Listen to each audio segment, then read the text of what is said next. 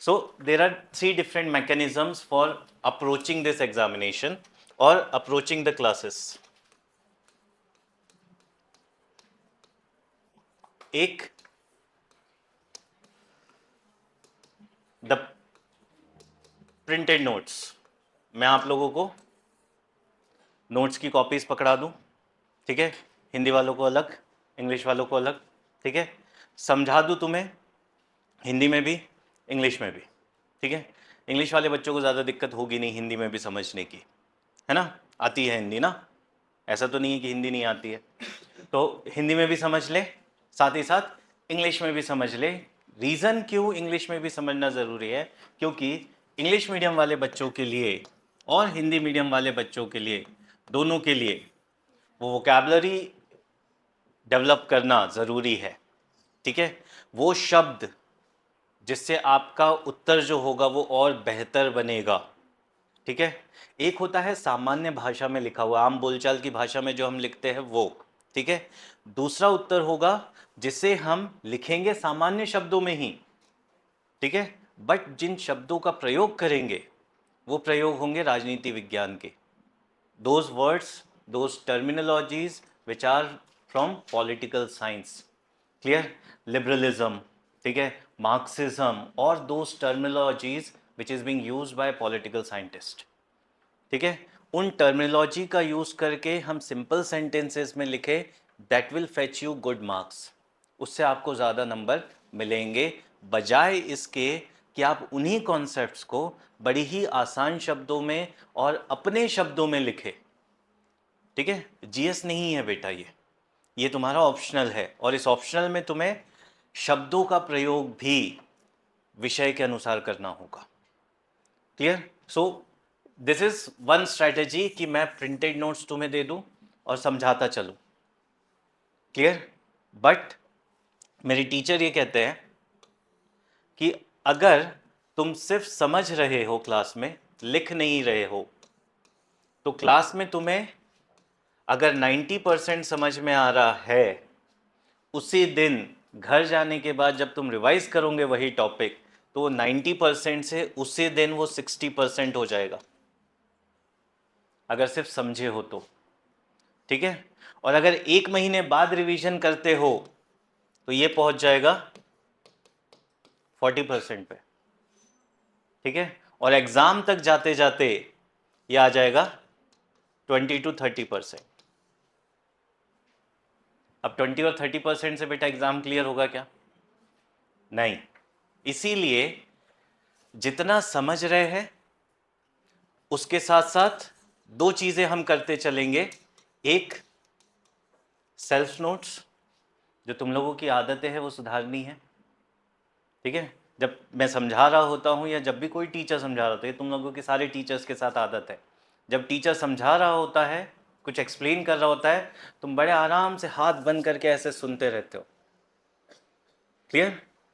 एक scientific method है बेटा कि जितना ज़्यादा तुम अपनी बॉडी को एक्टिव रखोगे during the time of lecture, ठीक है, उतना ज़्यादा तुम्हारा जो लेक्चर पे फोकस है वो ज़्यादा होगा और उतनी ज़्यादा तुम्हारी ग्रैस्पिंग पावर होगी।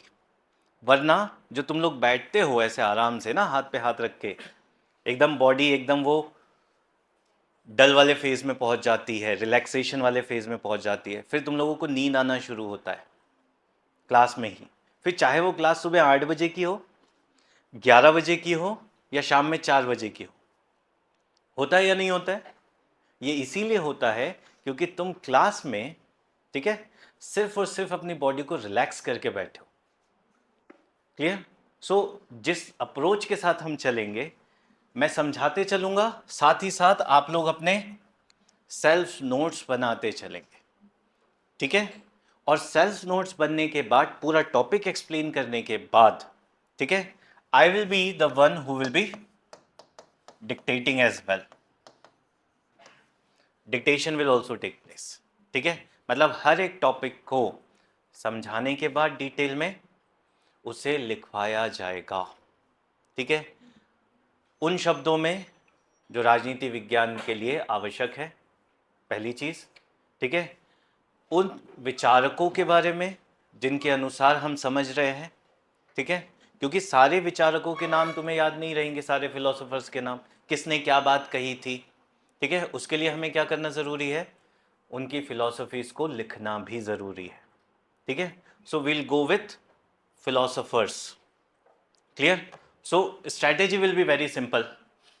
प्रिंटेड नोट्स पे हम रिलाय नहीं करेंगे, सिर्फ कहाँ करेंगे प्रिंटेड नोट्स पे रिलाय, पेपर 2 में। और पेपर 2 में भी कुछ टॉपिक्स ऐसे हैं बेटा जो बहुत ज़्यादा फैक्चुअल है। Factual in the sense, United Nation and its organisation की अगर मैं बात करूं, संयुक्त राष्ट्र और उसके संगठनों की अगर मैं बात करूं, तो उसे समझाना बहुत ज़्यादा ज़रूरी नहीं है। वहाँ लिखवाने अगर मैं जाऊं तो वो पूरे 2 घंटे सिर्फ लिखवाने में निकल जाएगा। तो वहाँ हम क्या करेंगे, वो नोट्स आपको पकड़ा दिया जाएगा और यूनाइटेड नेशन से रिलेटेड जितने भी समझने वाली चीज़ है वो तुम्हें समझा के उसका जो एनालिसिस है जो यूपीएससी पूछेगा वो लिखवा दिया जाएगा, क्लियर।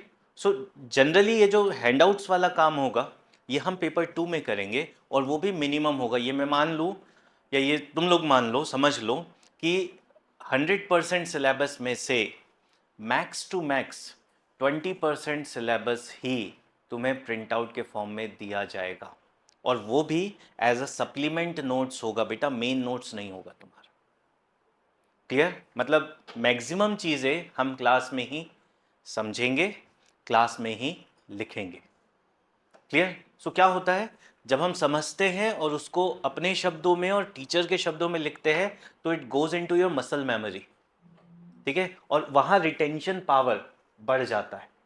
एक चीज़ पढ़ लिया, फिर उसे अपने शब्दों में लिख लिया, फिर उसे टीचर के शब्दों में लिख लिया, ठीक है। तो क्लास में ही तुमने उसी एक टॉपिक को कितनी बार पढ़ लिया बेटा, 3 बार, ठीक है। और जब उसी टॉपिक को तुमने क्लास में ही 3 बार पढ़ लिया तो वो क्लास के बाद ज़्यादा लंबे समय तक याद रहेगा, क्लियर। सो इस स्ट्रैटेजी के साथ जब हम चलेंगे तो हमें आराम से 5 से 6 महीने लगेंगे, क्लियर। इतना टाइम तो लगना चाहिए और अगर इतना टाइम नहीं लग रहा है बेटा ऑप्शनल में, ठीक है, तो ना आप जस्टिफाई कर रहे हो अपने ऑप्शनल को, ना टीचर जस्टिफाई कर रहा है तुम्हारे इन्वेस्टमेंट को, ठीक है। हाँ, अगर वो ऑप्शनल बहुत छोटा सा ऑप्शनल है, ठीक है, उसका सिलेबस ही बहुत कम है, फिर नहीं कह सकते। बट अदरवाइज जो मेजर ऑप्शनल सब्जेक्ट्स है, ठीक है, चाहे सोशोलॉजी की बात कर लो, पीएसआईआर की बात कर लो, हिस्ट्री की बात कर लो, ठीक है, ज्योग्राफी की बात कर लो, on an average 5 to 6 months are required, ठीक है। फिर कुछ टीचर्स ऐसे भी है बेटा जो ऑप्शनल को 9 9 महीने खींचते हैं, 10 10 महीने खींचते हैं, साल भर उनका एक ऑप्शनल का बैच चल रहा होता है, ठीक है। वो वेस्ट ऑफ टाइम है। क्यों? क्योंकि तुम लोग यहाँ रिसर्च करने आए हो नहीं, सब्जेक्ट पे अपनी पकड़ बनाने आए हो नहीं, तुम लोग किस लिए आए हो, यूपीएससी क्लियर करने ना। एट द एंड तुम्हारा पर्पस क्या है, पॉल साइंस का टीचर बनना या पॉल साइंस पढ़ के एग्जाम क्लियर करना, एग्जाम क्लियर करना है ना, आईएएस बनना है ना, रिसर्च तो करना नहीं है। अगर रिसर्च करना है तो फिर बता दो बेटा, फिर मैं 9 महीने पढ़ाऊँ, है ना, हो सकता है 1 साल पूरा हो जाए, फिर आराम से पढ़ते रहेंगे, है ना, 25 30 दिन से प्लेटो पढ़ेंगे, है ना, फिर 10 15 दिन एरिस्टोटल पढ़ लेंगे।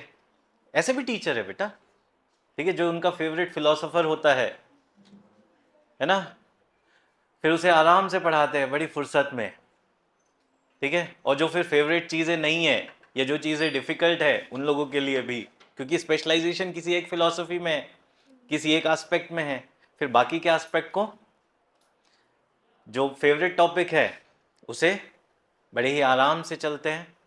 और जहाँ वो फेवरेट टॉपिक से बाहर जाए, अपने कंफर्ट जोन से टीचर बाहर जाए, ठीक है, फिर वहाँ पे वो वंदे भारत चला देते हैं, क्लियर। सो वो चीज़ हम नहीं करेंगे, हम उतना ही पढ़ेंगे, उतना ही इंपॉर्टेंस देंगे हर एक फिलोसोफर को जितना ज़रूरी है यूपीएससी एग्जामिनेशन के लिए, ठीक है, ताकि तुम लोगों के पास सफिशिएंट कंटेंट हो।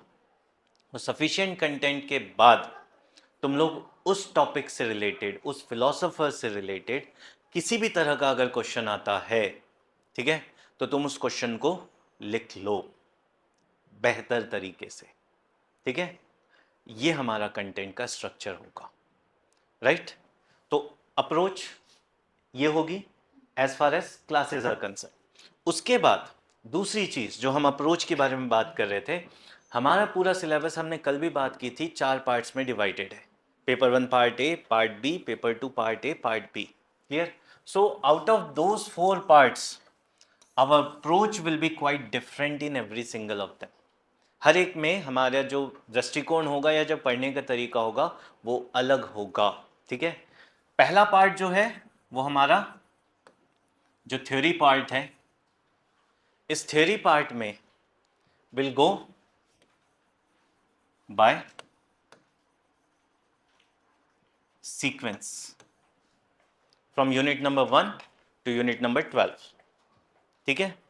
इसका एक और तरीका भी होता है पढ़ने का, वो ये कि पहले फिलोसोफर्स पढ़ लिए जाए, वेस्टर्न फिलोसोफर्स और इंडियन फिलोसोफर्स, और बाद में बाकी सारी चीज़ें समझी जाए, ठीक है। कुछ टीचर्स ऐसे भी करते हैं, बट मेरा ये मानना है कि जब तक तुम्हें ये समझ में नहीं आएगा कि पॉलिटिकल थ्योरी होती क्या है, स्टेट क्या है, जस्टिस क्या है, ठीक है, राइट्स क्या है, डेमोक्रेसी क्या है, पावर क्या है, हेजिमनी क्या है, तुम प्लेटो की फिलॉसफी समझ ही नहीं पाओगे। क्यों? क्योंकि प्लेटो बार बार कहेगा जस्टिस जस्टिस, बट उसके लिए पहले समझना तो होगा ना कि जस्टिस क्या होता है, ठीक है। बार बार एरिस्टोटल बात करेगा that democracy is a impure form of governance. तो डेमोक्रेसी क्या है, क्यों इम्प्योर है, ये समझने के लिए पहले डेमोक्रेसी समझना होगा। So here will go by sequence, ठीक है। यूनिट बाय यूनिट हम कवर करेंगे, ठीक है, and slowly and gradually we will step up our level, ताकि जब हम फिलोसोफर्स तक पहुंचे, उस फिलोसोफर्स वाले मोड में हमारे जो कॉन्सेप्चुअल क्लैरिटी है, जो हमें अवधारणा, अलग अलग अवधारणाएं हमारी, वो हमें सर्वश्रेष्ठ तरीके से समझ में आ जाए, अच्छे से हमें वो सारी चीज़ें समझ में आए, और फिर हम दार्शनिकों के दर्शन को समझ लें। क्यों? क्योंकि प्लेटो को समझना बेटा, सोक्रेट्स को समझना, दो Socrates is not in your syllabus, ठीक है, बट प्लेटो को समझने के लिए सुकरात को समझना ही पड़ेगा, ठीक है। बिना सुकरात के प्लेटो कुछ नहीं है, ठीक है। या फिर हम एरिस्टोटल की बात करें या हम मैकियावेली की बात करें, इन्हें समझने के लिए पहले हमें अलग अलग फिलॉसफीज जो है, जो आपके सिलेबस में दी हुई है, उसे समझना होगा, और इसीलिए हम जाएंगे सीक्वेंस में। क्लियर? और यहां पर सीक्वेंस में जाने के बाद हम आंसर राइटिंग नहीं करेंगे इस फेज में। क्यों? क्योंकि यहां पर जब तक आपका ओवरऑल कॉन्सेप्ट क्लियर नहीं होगा, आप बेहतर तरीके से आंसर नहीं लिख पाएंगे। बट इसका मतलब ये नहीं होगा कि हम प्रैक्टिस नहीं करेंगे, यहां पे हम प्रैक्टिस करेंगे टू डेवलप मेटाफर्स, किस तरीके से अपनी बात को अलग अलग शब्दों में या अलग अलग तरीके से हम समझा सकते हैं। क्लियर? जैसे सुकरात की बात करें तो सुकरात ज्ञान को नहीं समझाता है, सुकरात समझाता है प्रकाश क्या है। क्लियर? सोक्रेट्स क्लैरिफाई और explains knowledge in the form of light. Clear? So that is what we are going to do here, कि हम वो मेटाफर्स डेवलप करेंगे कि किस प्रकार आप एक ही चीज को अलग अलग तरीके से समझा सकते हैं, ठीक है, और एक ही जो उत्तर है उसे कितने अलग तरीके से अप्रोच के साथ हम लिख सकते हैं। साथ ही साथ here will work to develop the structure. ऐसा नहीं है कि हम आंसर राइटिंग प्रैक्टिस करेंगे ही नहीं, बट हम आंसर्स नहीं लिखेंगे, हम क्या करेंगे, सिर्फ और सिर्फ उन आंसर्स का स्ट्रक्चर बनाना शुरू करेंगे कि फिलोसॉफिकल क्वेश्चन है तो उसका स्ट्रक्चर में क्या क्या चीज़ें होगी, किस तरह का उसका स्ट्रक्चर बनेगा। क्लियर? सो ये काम हम थ्योरी वाले पोर्शन में करेंगे। क्लियर? कॉन्सेप्ट को समझेंगे, कॉन्सेप्ट को समझने के बाद उससे जुड़े हुए पीवाईक्यूज को डील करेंगे, और पीवाईक्यूज को डील करने के बाद जो पिछले सालों में क्वेश्चन पूछे गए हैं उसे समझने के बाद और किस तरह के क्वेश्चन पूछे जा सकते हैं इस टॉपिक से, उन्हें समझते हुए उनके आंसर्स को स्ट्रक्चर करेंगे सिर्फ। आंसर राइटिंग हम तब तक नहीं करेंगे जब तक हम पूरा ये जो टॉपिक है हमारा, ये पूरा का पूरा हमारा टॉपिक कंप्लीट ना हो जाए। और जब ये पूरा टॉपिक हमारा कंप्लीट हो जाएगा उसके बाद हम आंसर्स लिखना शुरू करेंगे इस टॉपिक के। क्लियर? सो ये हमारा अप्रोच होगा इस सेक्शन को लेकर। क्लियर है इतना? ठीक है। सेकेंड पार्ट जो है इंडियन गवर्नमेंट एंड पॉलिटिक्स, ठीक है, यहां पे क्योंकि कुछ बच्चे ऐसे हैं जिन्होंने पॉलिटी पढ़ रखा है, कुछ बच्चे ऐसे हैं जिन्होंने पॉलिटी नहीं पढ़ रखा है। क्लियर? ऐसे भी है ना इस क्लास में। तो यहां पर हमारी अप्रोच जो होगी वो फर्स्ट वाले से डिफरेंट होगा। यहां पर हम ज्यादा फोकस करेंगे कॉन्सेप्चुअल अंडरस्टैंडिंग पर, ठीक है, विषय की जो विषय वस्तु है या उसकी जो अवधारणा है उसे समझने की कोशिश करेंगे, किस तरीके से उन कॉन्सेप्ट्स को हम बेहतर तरीके से उनका विश्लेषण कर सकते हैं, उनका एनालिसिस कर सकते हैं, इसे समझेंगे। और ये जो एनालिसिस हम करेंगे ये हम करेंगे फ्रॉम डिफरेंट पर्सपेक्टिव्स, अलग अलग दृष्टिकोण से कैसे समझना होगा, क्या समझना होगा। अगर हम पार्लियामेंट्री सिस्टम की बात कर रहे हैं, संसदीय व्यवस्था की बात कर रहे हैं, तो संसदीय व्यवस्था का सकारात्मक दृष्टिकोण क्या है, नकारात्मक दृष्टिकोण क्या है, किस तरीके से संसदीय व्यवस्था को और बेहतर बनाया जा सकता है। क्लियर? ताकि जो बात हम कल और परसों की क्लास में कर रहे थे कि तुम्हारा PSIR तुम्हारे GS पेपर 2 को सप्लीमेंट करना चाहिए, ठीक है, वो एस्पेक्ट हम यहाँ डेवलप करने की कोशिश करेंगे। और साथ ही साथ इसे फर्दर हम साथ में डेवलप करेंगे फैक्चुअल नॉलेज एज वेल। क्या डेटा है, क्लियर, कौन से आर्टिकल्स है, ठीक है, what are the provisions of the constitution, संविधान के कौन कौन से प्रावधान है। बट हमारा अप्रोच फोकस कहाँ होगा बेटा? कॉन्सेप्ट्स पर। क्लियर? और यहां पर हम जैसे ही टॉपिक स्टार्ट करेंगे बेटा, साथ ही साथ हम आंसर राइटिंग करना स्टार्ट कर देंगे। यहां पे हम वेट नहीं करेंगे पूरे कॉन्सेप्ट्स को समझने का। क्यों? क्योंकि हमारी बेसिक अंडरस्टैंडिंग आंसर राइटिंग की डेवलप हो चुकी है। हमने आंसर राइटिंग स्ट्रक्चर करना सीख लिया है, क्वेश्चन को डीकंस्ट्रक्ट करना शुरू कर दिया है, क्वेश्चन को समझना हमने शुरू कर दिया। क्लियर? तो जब हमने क्वेश्चन को समझना शुरू कर दिया है, डीकंस्ट्रक्ट करना शुरू कर दिया है, तो अब हम आंसर लिख सकते हैं। और कंपैरेटिवली ये जो इंडियन गवर्नमेंट एंड पॉलिटिक्स वाला जो पोर्शन है ये फिलॉसफी से ईजियर है। तो यहाँ हम आंसर बड़ी ही आसानी से, सरलता से लिख सकते हैं। इसीलिए यहाँ हम जैसे ही हम स्टार्ट करेंगे, after completion of every single unit will do the answer writing of that aspect as well. उसी दृष्टिकोण का या उसी इकाई से जुड़े हुए जितने भी क्वेश्चंस पूछे जा चुके हैं हम आंसर राइटिंग साथ में करते चलेंगे। क्लियर? सो ये हमारा अप्रोच है किसको लेकर? पेपर 1 को लेकर। क्लियर? और as far as paper 2 is concern, paper 2 पे जब हम आएंगे तो paper 2 again starts with comparative politics.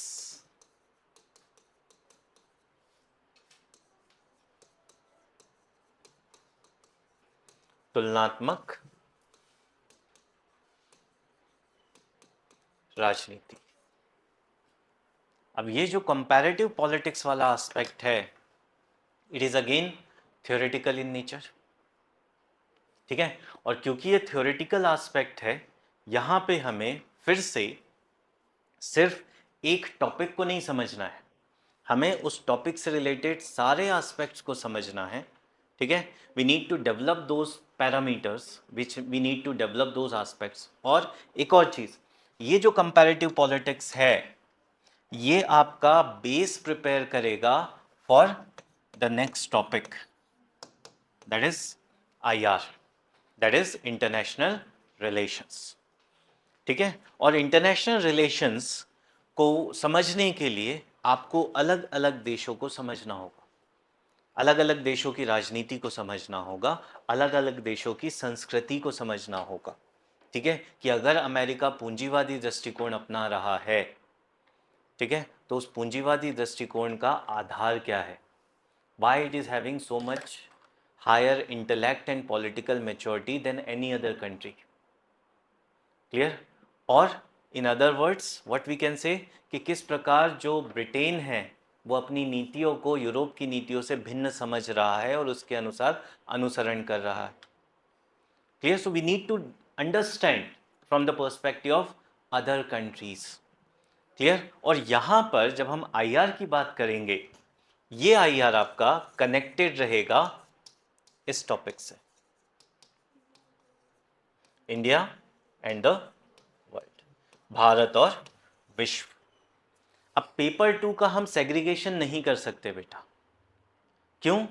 क्योंकि इंटरनेशनल रिलेशन और इंडिया एंड द वर्ल्ड जो है वो इंटरकनेक्टेड है। आज की जो दुनिया है, जिस विश्व में हम रह रहे हैं, ये वर्ल्ड क्या है बेटा?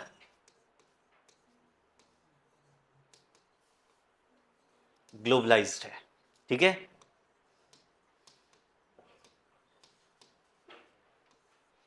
वैश्विक है, जहां प्रत्येक देश एक दूसरे से किसी ना किसी तरह से जुड़ा हुआ है। क्लियर? और किसी भी एक देश में होने वाली घटना, चाहे वो आंतरिक घटना क्यों ना हो, वो अन्य देशों को प्रभावित करती ही है।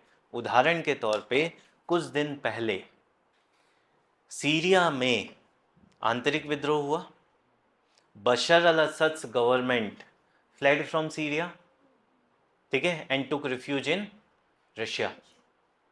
ठीक है, वो बशर अल असद जो पिछले लगभग 20 सालों से अपनी सरकार को बचाने में सफल था, अचानक से उसे भागना पड़ गया। क्लियर? तो कहने को तो ये सीरिया का आंतरिक मामला है बेटा, राइट, बट उसका प्रभाव पश्चिम एशिया पे पड़ेगा ही पड़ेगा, वेस्ट एशियन पॉलिटिक्स पे पड़ेगा ही। और अगर वेस्ट एशियन पॉलिटिक्स पे उसका इम्पैक्ट क्रिएट हो रहा है, तो indirectly West Asian politics is going to affect India's relations as well, Bharat के संबंधों पे भी प्रभाव पड़ेगा। ठीक है, तो इस तरीके से क्या हम ये समझ सकते हैं कि किसी एक देश में होने वाली आंतरिक घटनाक्रम को, इंटरनल इवेंट्स को हम आइसोलेशन में समझ सकते हैं क्या? नहीं। या फिर इंडिया में अगर कुछ हो रहा है इंटरनली, क्या हम ये मान ले कि उसका प्रभाव किसी अन्य देश पर पड़ेगा ही नहीं? श्योरली पड़ेगा। ठीक है, अभी हमारे प्रधानमंत्री साहब फ्रांस में है, ठीक है, किस वजह से? एआई समिट के लिए। ठीक है, अब वो सिर्फ एआई समिट तक सीमित रहेगा क्या वो रिलेशन? नहीं, it is going to affect the relations between India and France comprehensively. समग्र रूप से ये भारत और फ्रांस के संबंधों पे प्रभाव निर्मित करेगा ही करेगा। और सिर्फ इतना ही नहीं, अब जब फ्रांस के साथ हमारे संबंधों का एक नया दौर शुरू होगा, तो इसका प्रभाव पड़ेगा जर्मनी पर। ठीक है, और उसके परिणाम स्वरूप भारत और जर्मनी के संबंधों में परिवर्तन आएगा, नंबर एक। दूसरा, फ्रांस की यूरोप में जो स्थिति है उसमें परिवर्तन आएगा। ठीक है, कुछ समय पहले तक बेटा, 2014-15 तक फ्रांस की जो छवि थी, इमेज जो थी यूरोप में, it was a image of a bad boy. France एक ऐसा देश था जिसे जिम्मेदार नहीं समझा जा सकता, ये मानना था यूरोप का। क्लियर? और इवन सिनारियो ये था कि फ्रांस सोच रहा था कि वो यूरोपियन यूनियन से बाहर आ जाए। क्लियर?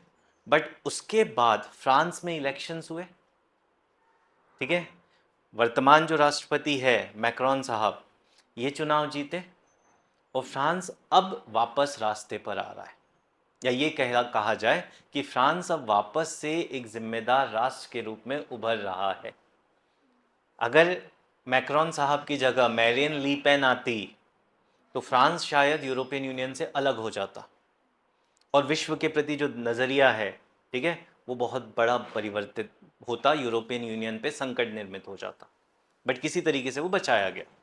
मतलब क्या हुआ, यूरोप में जो हो रहा है इंटरनली, उसका इम्पैक्ट सिर्फ यूरोप पे नहीं पड़ेगा, उसका इम्पैक्ट आउटसाइड यूरोप भी पड़ेगा। तो हमें इंडिया एंड द वर्ल्ड पढ़ना है, भारत और विश्व पढ़ना है, हमें अंतर्राष्ट्रीय संबंध पढ़ना है। तो जब हम इन दोनों चीज़ों को पढ़ेंगे तो इन दोनों को हम साथ मिलकर पढ़ेंगे कि अगर म्यांमार में कुछ हो रहा है internally, how it is going to affect India. Bangladesh में क्या हो रहा है आजकल तुम लोग भी जानते ही हो, है ना। And what is India's strategy to counter it, Bharat क्या कोशिश कर रहा है। ठीक है, अंदर की खबरें ये है कि भारत कोशिश करने वाला है मोहम्मद यूनुस को हटाकर वापस से प्रो इंडिया रेजीम एस्टेब्लिश करे बांग्लादेश में।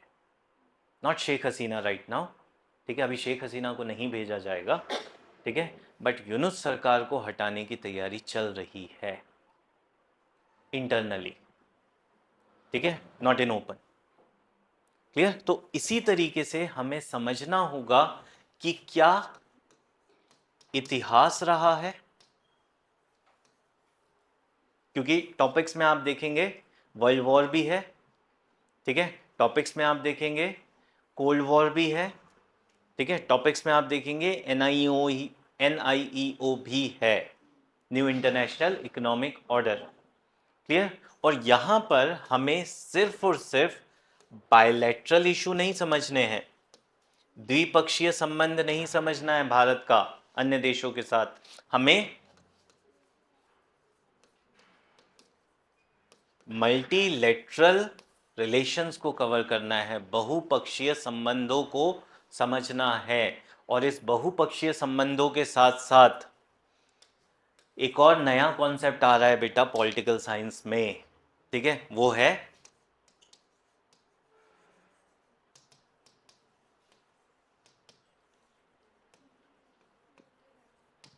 Multi alignment.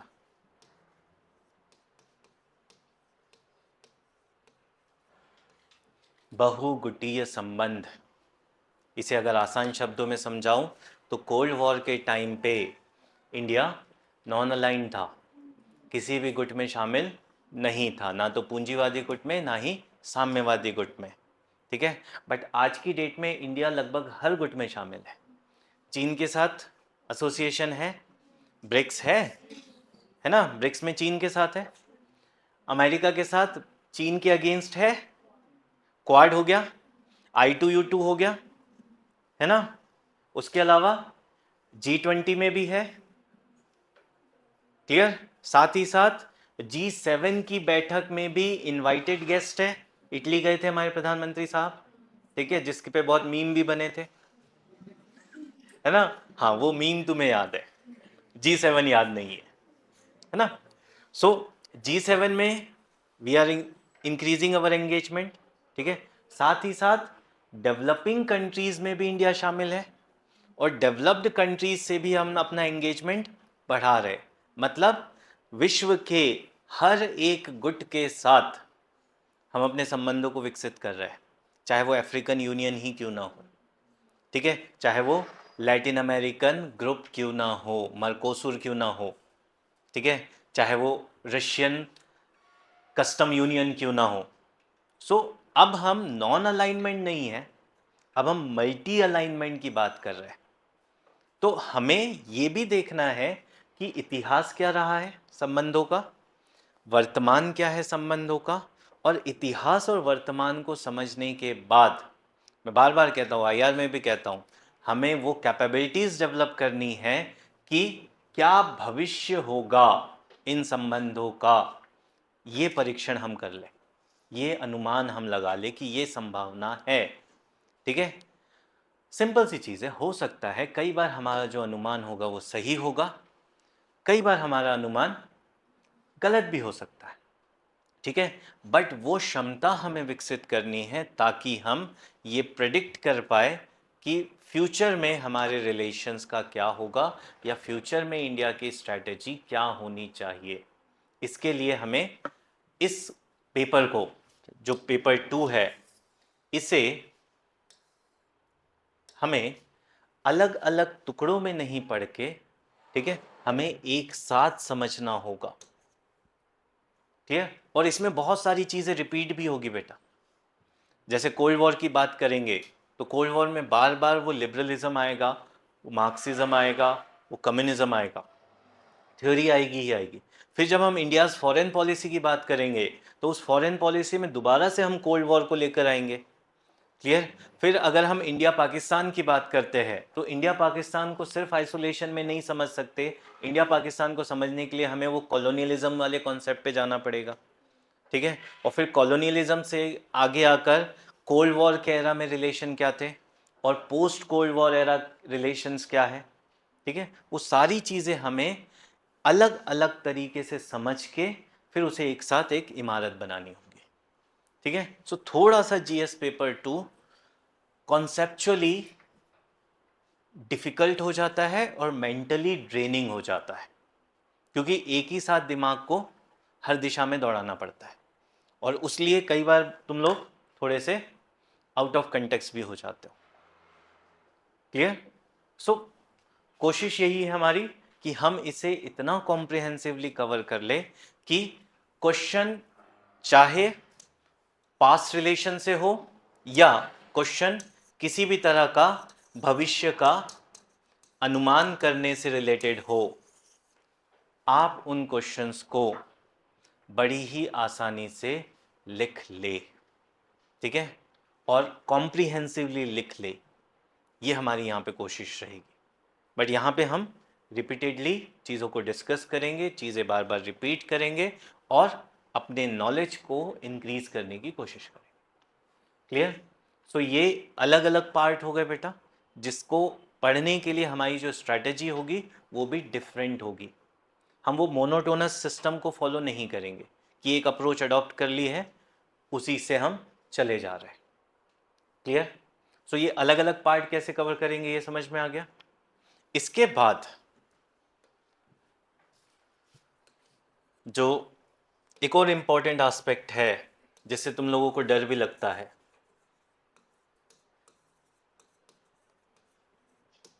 जो लेक्चर स्टाइल होगा, ठीक है, will go in the form of dialectics, ठीक है।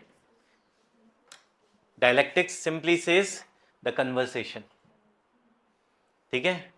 चीज़ों को हम समझेंगे ज़्यादा, चीज़ों पर हम बातचीत ज़्यादा करेंगे, बजाय इसके कि मैं समझाते जा रहा हूँ तुम प्रवचन की तरह सुनते जा रहे हो, ठीक है। क्यों? क्योंकि फिलॉसफी हमें पढ़ना है बेटा, पॉलिटिकल फिलॉसफी। और पॉलिटिकल फिलॉसफी पढ़ते समय फिलॉसफी का कोई एक डायमेंशन नहीं होता, देयर आर मल्टीपल डायमेंशंस, ठीक है।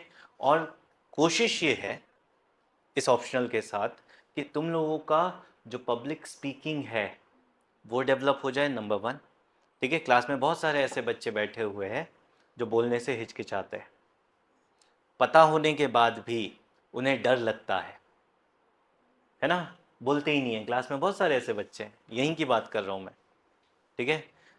उनका पूरा बैच कंप्लीट हो जाता है, उनकी क्लास में ज़बान नहीं खुलती है ऐसे कुछ बच्चे ना, ठीक है।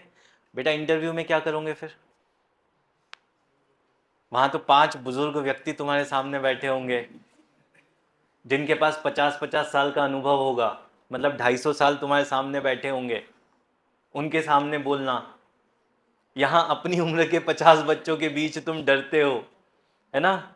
वहाँ से अपनी दुगनी से ज़्यादा उम्र के बुजुर्गों के साथ तुम्हें बातचीत करनी है और उन्हें कन्विंस करना है कि तुम पोटेंशियल कैंडिडेट हो, तो वो डेवलप करना पड़ेगा ना। इसीलिए जो स्टाइल हम अडॉप्ट करेंगे पीएसआईआर में वो होगा डायलेक्टिक्स, कन्वर्सेशन, ठीक है। बातचीत ज़्यादा होगी, ठीक है। और कोशिश ये की जाएगी कि जवाब तुम ही लोगों के पास से आ जाए, ठीक है। और अगर तुम लोगों के पास से जवाब आ रहे हैं, ठीक है, तो फिर उस जवाब को और बेहतर कैसे बनाना है, ठीक है, और उसे प्रॉपरली स्ट्रक्चर कैसे करना है, ये काम हम क्लास में करेंगे, ठीक है। सो कॉन्सेप्ट, उसका ब्रीफ अंडरस्टैंडिंग उसके बाद उससे रिलेटेड कन्वर्सेशन, डिस्कशन। क्लियर? क्योंकि जितना डिस्कशन करोगे उतना तुम्हारा थिंकिंग कैपेबिलिटी बढ़ेगा, उतना तुम्हारा एनालिटिकल ब्रेन डेवलप होगा, और जितना ज़्यादा तुम्हारा एनालिटिकल ब्रेन डेवलप होगा उतना ही बेटर तुम्हारा आंसर राइटिंग का अप्रोच डेवलप होगा, उतना ही बेटर तुम्हारा खुद को प्रेजेंट करने का अप्रोच डेवलप होगा, और उतने ही बेस्ट तरीके से तुम अपने आंसर्स को लिखोगे। क्लियर? सो क्यों? क्योंकि हो सकता है पीटी में तुम्हारा लक फैक्टर काम कर जाए, हो सकता है इंटरव्यू में तुम्हारा लक फैक्टर काम कर जाए, बट मेंस में बेटा लक नहीं चलता। Mains is purely your hard work.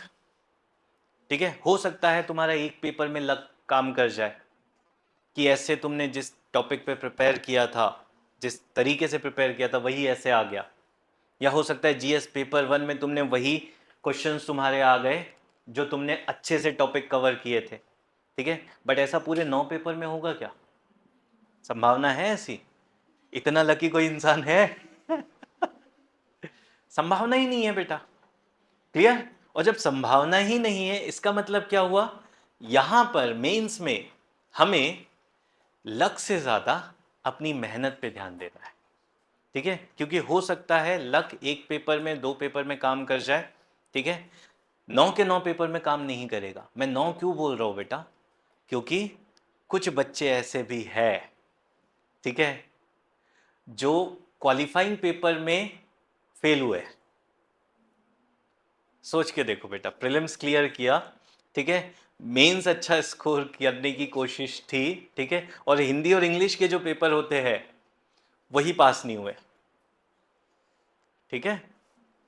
तो वो एक बहुत बड़ा डिबेकल हो जाता है कि हिंदी इंग्लिश पास नहीं हुआ तो बाकी 7 पेपर चेक ही नहीं होते।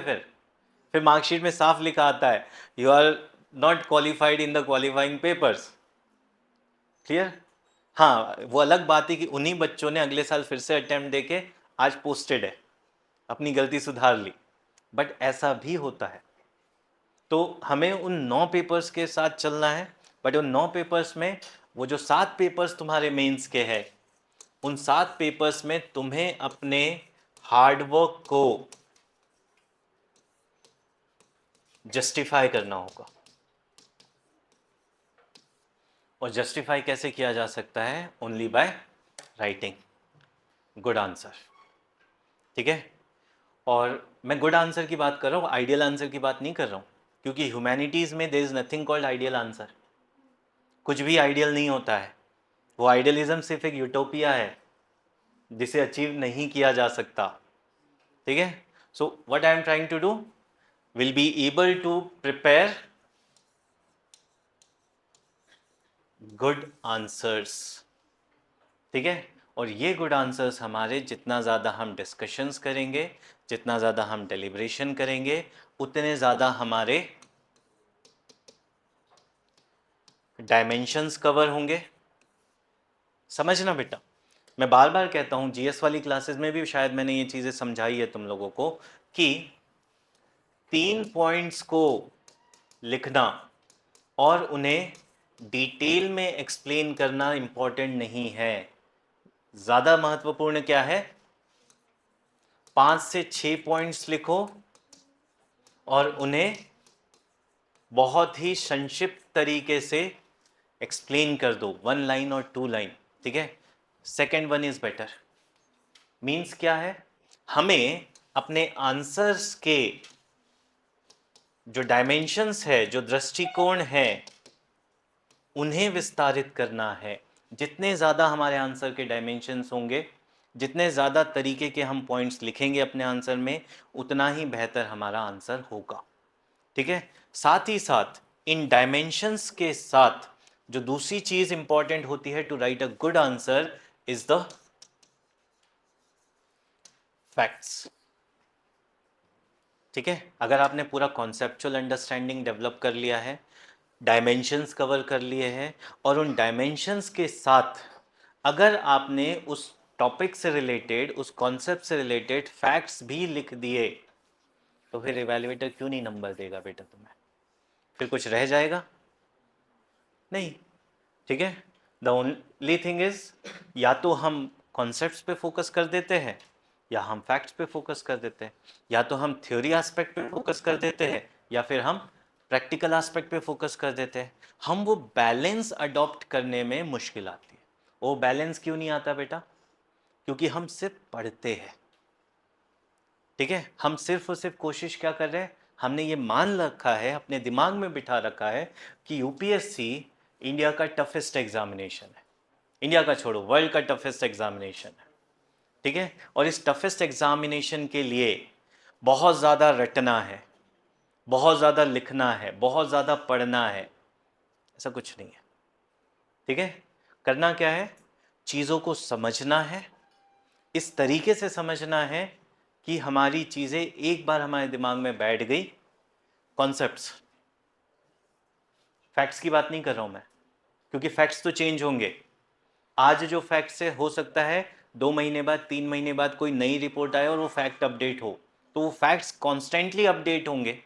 बट जो आपका कॉन्सेप्ट है, जो आपके डायमेंशंस है, ये एक बार समझ में आ गए तो फिर ये हमेशा तुम्हारे दिमाग में बने रहेंगे।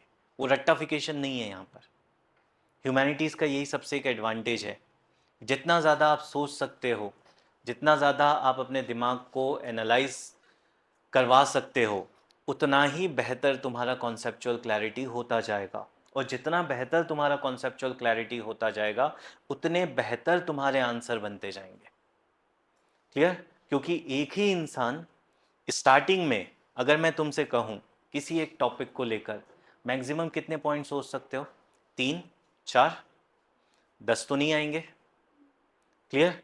बट अगर पूरी क्लास मिल के सोचे तो हो सकता है 4 पॉइंट्स यहाँ से आ गए, 4 पॉइंट्स यहाँ से आ गए, जिसमें से 2 कॉमन हो, ठीक है। बट टोटल कितने हो गए? 6 पॉइंट्स हो गए।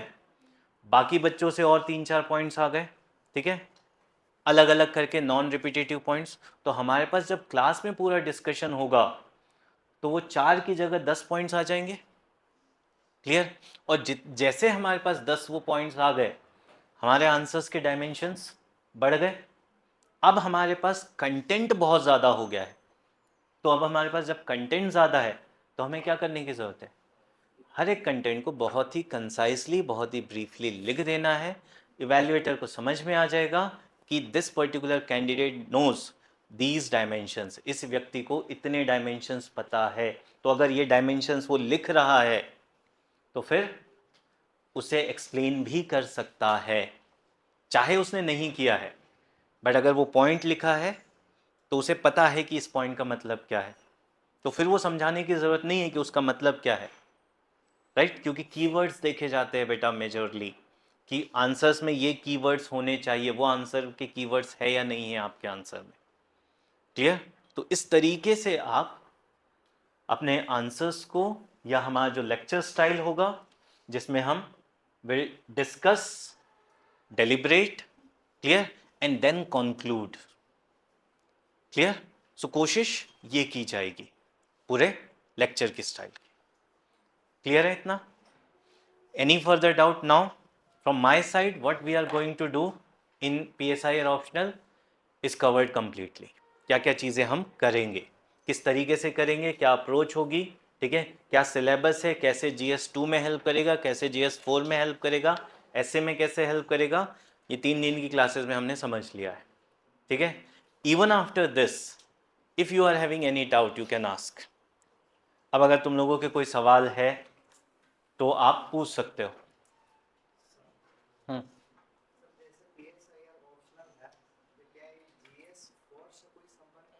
पूरा संपर्क है बेटा। मैं अगर ये कहूँ कि एथिक्स में, ठीक है, एक बेहतर आंसर लिखने के लिए तुम्हारा PSIR ऑप्शनल बहुत ज़्यादा मदद करेगा तो गलत नहीं है। क्यों?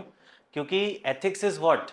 मोरालिटी, ठीक है, and philosophy is what? It is again morality.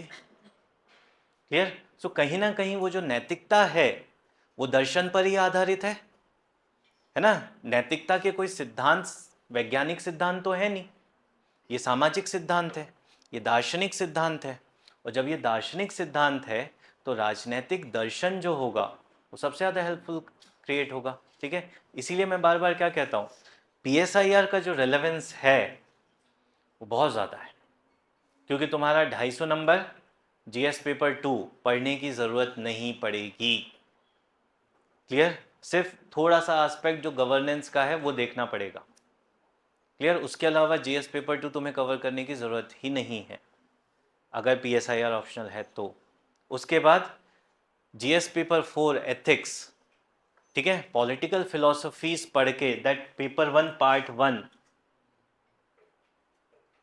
ठीक है, जब वो पार्ट 1 हम पढ़ लेंगे तो हमारा फिलोसफिकल अप्रोच इतना ज़्यादा डेवलप हो जाएगा कि हम फिलोसफिकल पॉइंट्स बड़ी ही इजीली कवर कर लेंगे GS पेपर 4 के भी। फिर चाहे वो हैप्पीनेस से रिलेटेड हो, इंटीग्रिटी से रिलेटेड हो, ऑनेस्टी से रिलेटेड हो, हम उन सबको फिलोसफिकली आंसर लिख सकते हैं। और साथ ही साथ जो तीसरा मैंने इंपॉर्टेंट एस्पेक्ट बताया था PSIR का, जो GS में हेल्प करता है, दैट इज़ योर एसे। ठीक है, ऐसे आजकल UPSC फिलोसफी से ही पूछ रहा है। ठीक है, 2016 से जो ट्रेंड UPSC ने शुरू किया है बेटा, फिलोसॉफिकल क्वेश्चन पूछने का या पॉलिटिकल साइंस बेस्ड क्वेश्चन पूछने का, वो ट्रेंड अभी तक ख़त्म नहीं किया है। और 2016 में जो क्वेश्चन था वो तो सबसे इजी था। ठीक है, वहाँ पूछ लिया था relevance of non alignment movement in multipolar world. ठीक है, जो PSIR वाले बच्चों के लिए क्या कहते हैं उसे,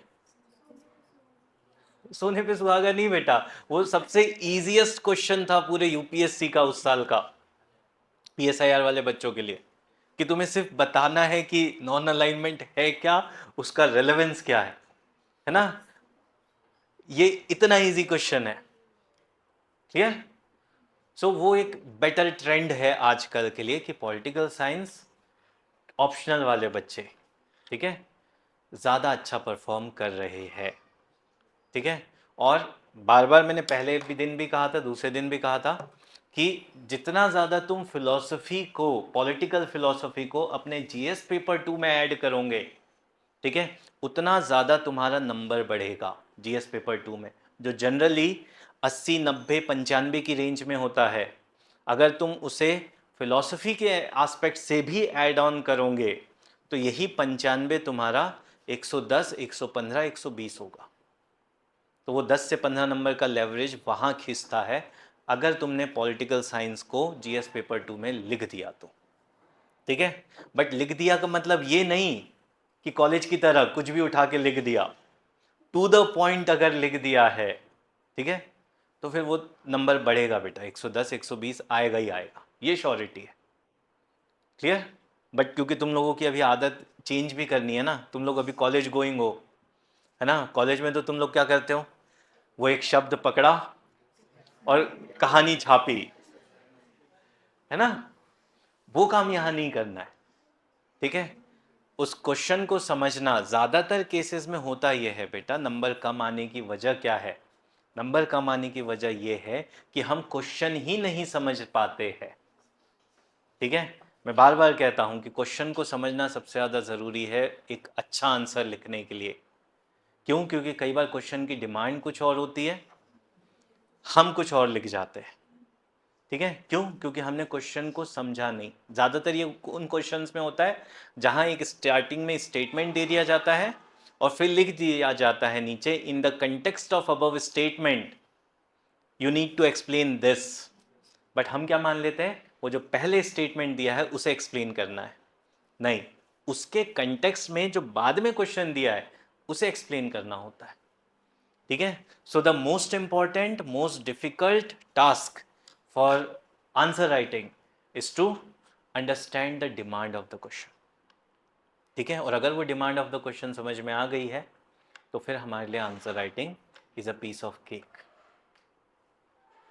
क्लियर? अगर हमारे पास कंटेंट है तो फिर हमें लिखने में कोई दिक्कत नहीं है, फिर हमें आराम से 320, 330, 340 भी हम ला सकते हैं अगर समझ में आया तो। क्लियर? और GS में आराम से हम 110, 120 ला सकते हैं, ऐसे में 150 से ऊपर जा सकते हैं। ठीक है, बच्चे 170, 70 लेके आते हैं बेटा ऐसे में। 130 अगर एथिक्स में आ रहा है तो इसका मतलब है कि तुमने बाकी बच्चों से बहुत अच्छा किया है। 250 में से 130 लाना बेटा मुश्किल काम नहीं है, लाए जा सकते हैं, ठीक है, बट उसके लिए थोड़ी सी मेहनत तुम्हारे तरफ से भी ज़रूरी होगी। क्लियर? डन बेटा? अमन? हाँ बेटा।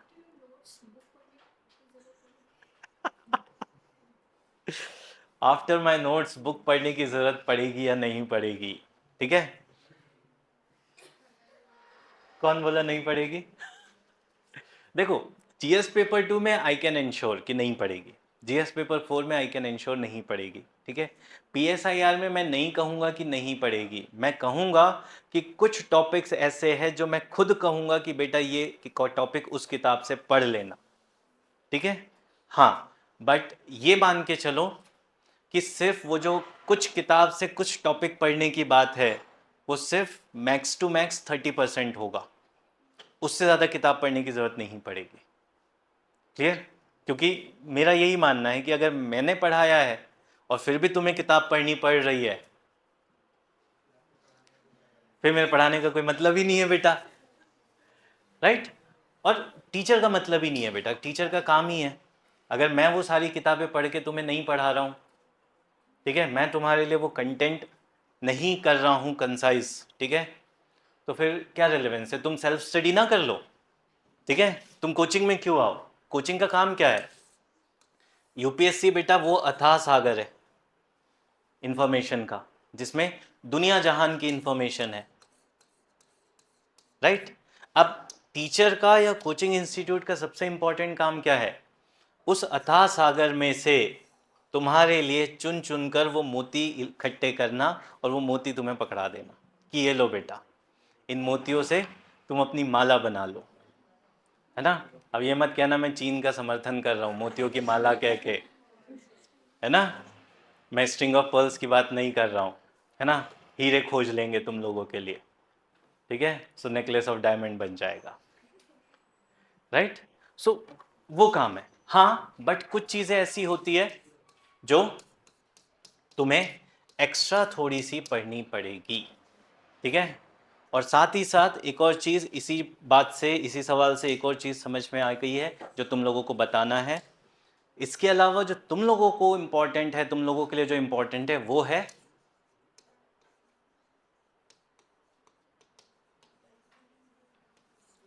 द हिंदू। ये तुम्हारे लिए प्रतिदिन पढ़ना आवश्यक है, और वे बच्चे जो हिंदी माध्यम के हैं उनके लिए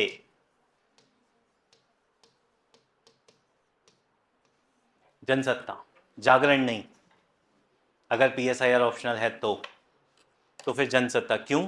क्योंकि न्यूज़पेपर में जो ज़्यादा महत्वपूर्ण है पीएसआईआर वाले बच्चों के लिए वो है संपादकीय, एडिटोरियल, ठीक है। अगर तुम एक ही न्यूज़पेपर पढ़ रहे हो, हिंदू या जनसत्ता, और उसके संपादकीय रेगुलरली पढ़ रहे हो, एडिटोरियल रेगुलरली पढ़ रहे हो, तो तुम्हारा वो जो एनालिसिस डेवलप होना चाहिए ऑप्शनल के पर्सपेक्टिव से, वो डेवलप हो जाएगा, ठीक है।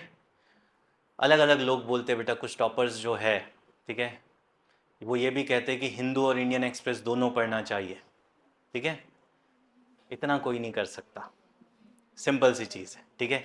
ये खुद को ओवरबर्डन करने वाली बातें हैं, बट सीधी सी बात है ना, अगर टॉपर बने हैं और नहीं कहेंगे कि हमने इतना सारा पढ़ा है, तो मानेगा कोई कैसे कि ये टॉपर है, इसने पढ़ाई की है, ठीक है। स्ट्रैटेजी सिंपल होती है बेटा, ठीक है।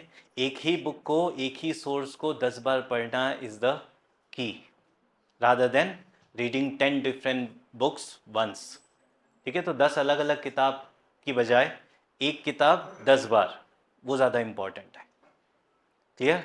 बट जैसे ही तुम लोग सेलेक्ट होंगे, तुम लोग भी यही काम करोगे, ठीक है। फिर ज़रूर बोलोगे, चाहे मेरे नोट से तुमने प्रीलिम्स क्लियर किया है, पॉलिटी पढ़ा है, फिर बोलोगे ज़रूर इंटरव्यू में कि लक्ष्मीकांत तो मैंने पूरी पढ़ ली थी, है ना। जानता हूँ मैं तुम लोगों को भी, है ना, देख चुका हूँ ना अपने ही प्रीवियस सेलेक्टेड बच्चों को, ठीक है।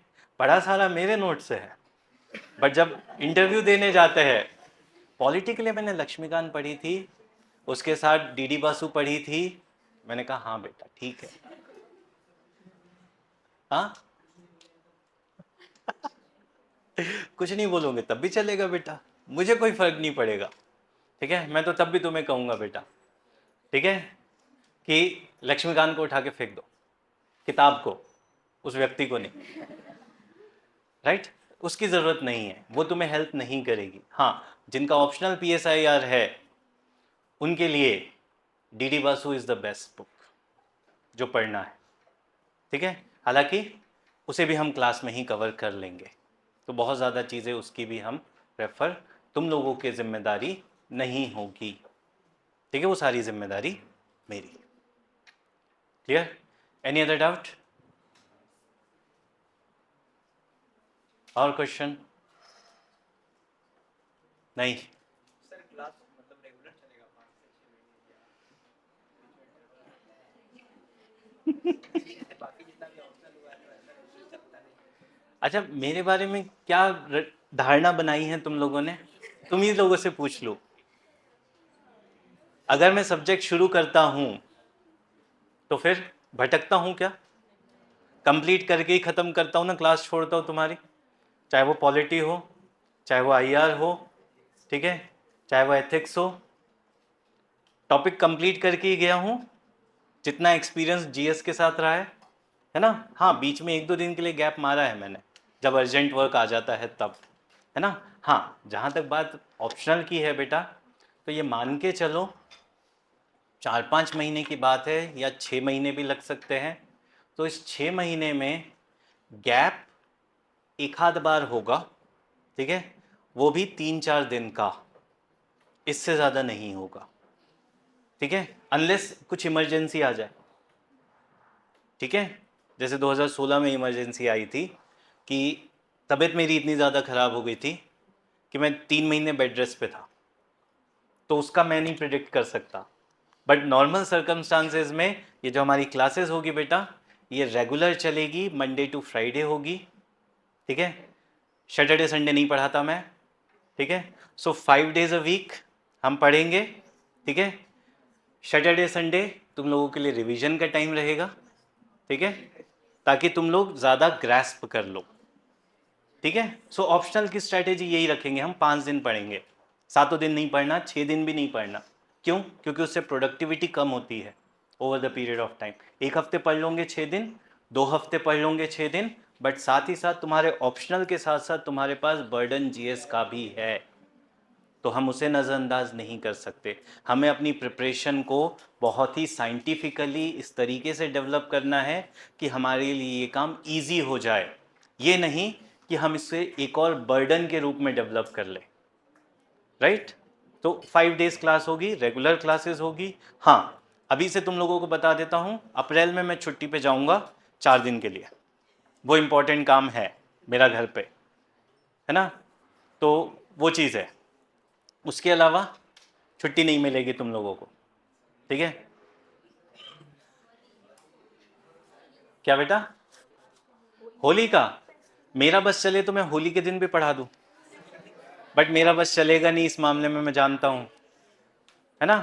तो वो छुट्टी की बात नहीं हो रही है, अपने तरफ से बात कर रहा हूं मैं, वो छुट्टियां तुम्हें नहीं मिलेगी, ठीक है। सिर्फ छुट्टी मिलेगी तुम्हें अप्रैल में 3 से 4 दिन की। उसके अलावा भूल जाओ कि छुट्टी जैसी कोई चीज़ होती है, ठीक है। मेरा ये मानना है कि बेटा प्रिपरेशन टाइम पे सारी छुट्टियां कैंसिल कर दो, सारी दोस्ती भूल जाओ, सारे रिश्तेदार भूल जाओ, ठीक है, अपनी पूरी की पूरी लाइफ भूल जाओ, सिर्फ और सिर्फ ध्यान दे दो अपनी प्रिपरेशन पे, ठीक है। और जब इस प्रिपरेशन मोड पे तुमने सिर्फ और सिर्फ अपनी प्रिपरेशन को ध्यान में रख लिया, तो सिलेक्शन के बाद ये सारे काम कर लेगा, ठीक है। और अगर तुम नहीं भी कर पाए ना सिलेक्शन के बाद, ये दोस्ती, ये दुनियादारी, तो वो दुनियादारी तुमसे आके जुड़ जाएगी, ठीक है। बट अगर नहीं कर पाए सिलेक्शन, ठीक है, तो वही दुनियादारी तुम्हें ब्लेम करेगी, ठीक है, कि कैसे होगा सिलेक्शन, इस शादी में जाना है, यहाँ घूमना है, वहाँ घूमना है, साल भर तो यही कर रहा था, ठीक है, तो पास कैसे होगा।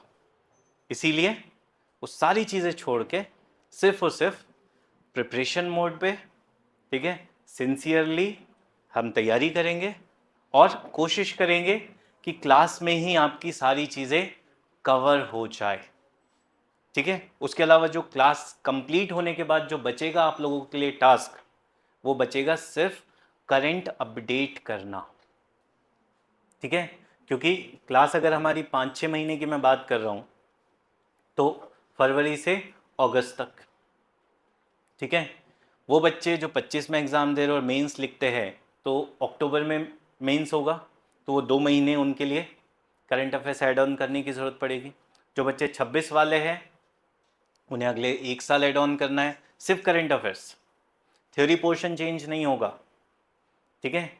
इंडियन कॉन्स्टिट्यूशन और गवर्नेंस वाला जो पोर्शन है उसमें सिर्फ जो नई चीज़ें ऐड ऑन होगी सिर्फ वही ऐड ऑन करना है। बस पेपर 2 जो है वो करंट अफेयर्स से रेगुलरली अपडेट करते रहना पड़ेगा, वो चाहे 26 वाला बच्चा हो, 27 वाला हो, 28 वाला हो या 30 वाला हो। क्लियर? उसके अलावा किसी चीज़ की ज़रूरत नहीं पड़ेगी, राइट। सो क्लासेस हमारी रेगुलर होगी। Any other doubt? सर जो पीवाईक्यू देखना है पिछला 10 साल का देखना तुम लोगों के लिए ज़्यादा नहीं, ठीक है। पिछले 10 साल के देखना पड़ेगा, ठीक है। उससे ज़्यादा हम नहीं जाएंगे, ठीक है। क्यों? क्योंकि उससे पहले जो यूपीएससी का अप्रोच था बेटा क्वेश्चन पूछने को लेकर, ठीक है, वो डिफरेंट था। पिछले 10 सालों में यूपीएससी ने खुद को इवॉल्व किया है, ठीक है। तो हम उस ट्रेंड के साथ चलेंगे। जो चीज़ें 10-20 साल पहले पूछी जा रही थी, जिस तरह से पूछी जा रही थी, वो अब थोड़ी ना पूछेगा, ठीक है। वो पहले डायरेक्ट तरह के क्वेश्चन हुआ करते थे, डायरेक्ट क्वेश्चन पूछा जाता था। अब ज़्यादा एप्लीकेबिलिटी से क्वेश्चंस है, किस तरीके से वर्तमान स्थिति में या व्यवहारिक रूप में उसे लागू करना है, इससे जुड़े हुए क्वेश्चन ज़्यादा है। तो हम इस तरीके से तैयारी करेंगे। सो 10 साल के क्वेश्चन, ज़्यादा नहीं। क्लियर? डन?